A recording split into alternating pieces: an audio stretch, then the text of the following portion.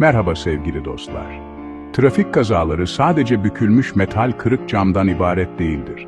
Toplumlarımızda derin, çoğu zaman görünmez yaralar bırakan büyük bir toplumsal yaradır. Her gün aileler parçalanıyor, gelecekler aniden sona eriyor. Yolda bir anlık dikkatsizlik yüzünden hayatlar sonsuza dek değişiyor. Haberlerde duyduğumuz istatistikler gerçek insanları temsil ediyor. İşten eve dönmeyecek bir baba hayalleri, yarım kalan bir öğrenci hayatı, bir anda değişen bir çocuk. Etki sadece mağdurları ve sevdiklerini değil, sağlık sistemlerimizi, acil servislerimizi, toplumun kolektif psikolojik sağlığını da zorlayarak dışarıya doğru yayılıyor. Bu günlük trajedilerin haberlerine çok alıştık. Bu olayların maliyeti çok büyük. Tıbbi harcamaları, araç tamirlerini, kaybedilen üretkenliği kapsıyor. Ancak bu parasal değer, duygusal ve insani maliyetle karşılaştırıldığında çok sönük kalıyor. Kazalardan kaynaklanan keder, travma, ömür boyu süren engeller ölçülemez. Bu, büyük ölçüde önlenebilir bir sorun için toplumun ödediği ağır bir bedeldir. Paylaştığımız yollar kamusal alanlardır ve onları kullanma ayrıcalığıyla birlikte kendimizi ve başkalarını koruma konusunda derin bir sorumluluk gelir. Bu sorumluluğun gerçek ağırlığını kabul etmek, herkes için daha güvenli bir trafik kültürü yaratmaya yönelik ilk adımdır. Her yolculuğun güvenle sona erdiği bir kültür. Bana bir şey olmaz hissi, birçok sürücü ve yayanın beslediği tehlikeli bir yanılsamadır. Kazaları haberlerde görür veya otoyolda yanından geçeriz. Ancak riski kendi günlük rutinlerimizde içselleştirmekte çoğu zaman başarısız oluruz. Bu psikolojik mesafe bizi kayıtsızlaştırır. Telefonumuza bakma, gaza basma, hızlanma, dikkatsizce caddeyi geçme. Bu yanılsamayı kırmak çok önemlidir. Yolu kullanan her insan, ister direksiyon başında ister yaya olarak, potansiyel bir mağdur ve daha da önemlisi, potansiyel bir önleme aracıdır. Güvenlik başkasının işi değildir, ortak bir görevdir. Bu nedenle, trafik güvenliği kültürü oluşturmak bireysel taahhütle başlar. Karmaşık yeni yasalar, teknolojiler, güvenli ve defansif sürüşün temel ilkeleri. Yola her çıktığımızda hazır bulunmamızı, dikkatli ve düşünceli olmamızı gerektirir.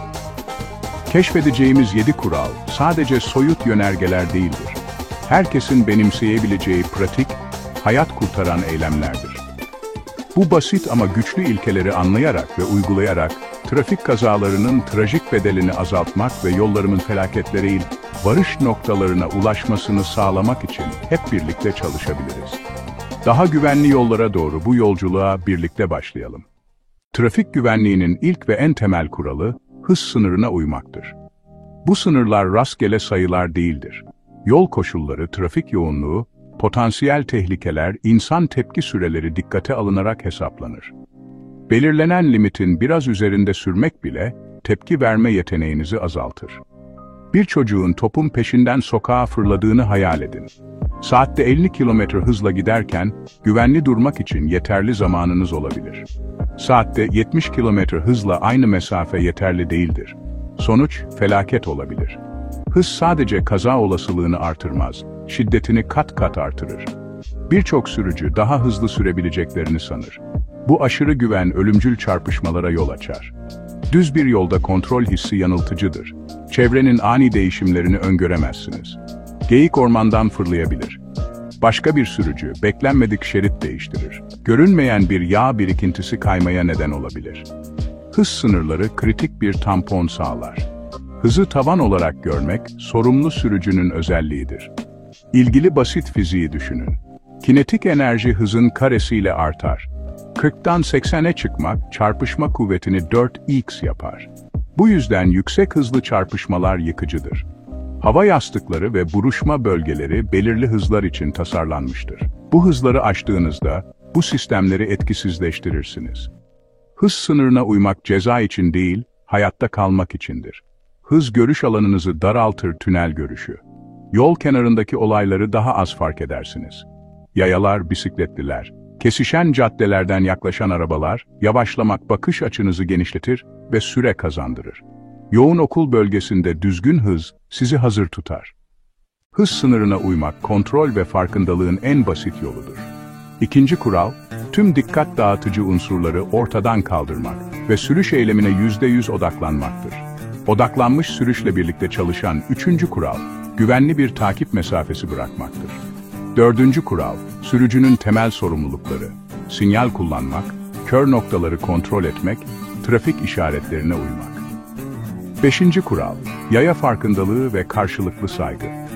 Altıncı kural, aracınızın güvenli çalışır durumda olduğundan emin olmak. Son olarak yedinci kural, yolda sabır ve nezaket göstermek. Lastiklerinizi kontrol etmekten derin bir nefes almaya kadar bu basit kurallar yolda hayat kurtarır. Her gün bunları kullanmaya kararlı olalım. Birlikte daha güvenli yollar yaratabiliriz. Siz ne düşünüyorsunuz? Görüşlerinizi yorumlarda bize yazın. Videoyu beğendiyseniz beğenip sevdiklerinizle paylaşmayı ve kanalımıza abone olmayı unutmayınız. Sevgiyle kalın.